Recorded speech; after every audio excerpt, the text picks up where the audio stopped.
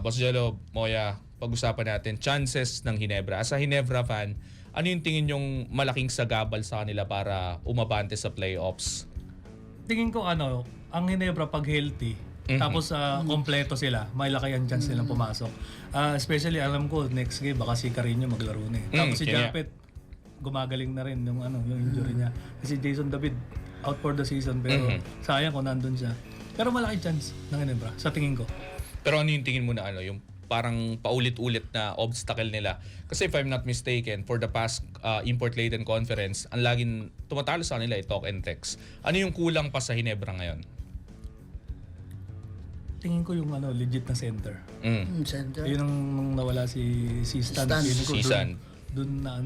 Dun nag-iba yung rotation nila. Kaya lang nakikita ko. Moya, kung may iti-trade ka na player ng Ginebra ngayon para makakuha kayo ng legit center, sino yung iti-trade mo? Ito ko. Center. Kahit di center, kahit ibang posisyon para makakuha ng legit center, sino yung kukunin mo? Hindi, gusto ko talaga si yung mapunta sa Ginebra.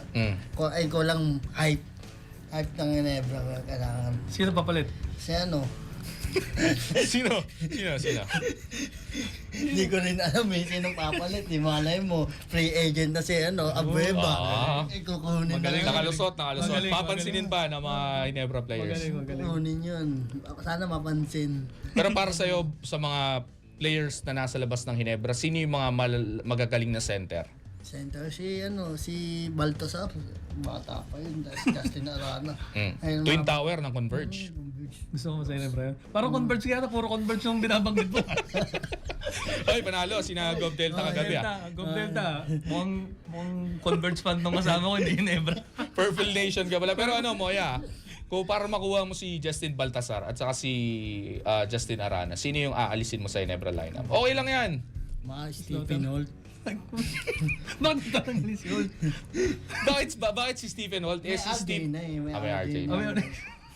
Hindi naman guardian laruan ni Stephen Holt Saka si Stephen Holt, kung di ako nagkakamali, ang bumira ng winning shot kontra Converge nung nakaraang conference. Muntik siyang pumunta sa court. Oh.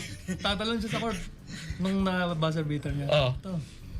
So tontuwa ka nung nakatira si Holt. Bakit gusto mong alisin sa lineup?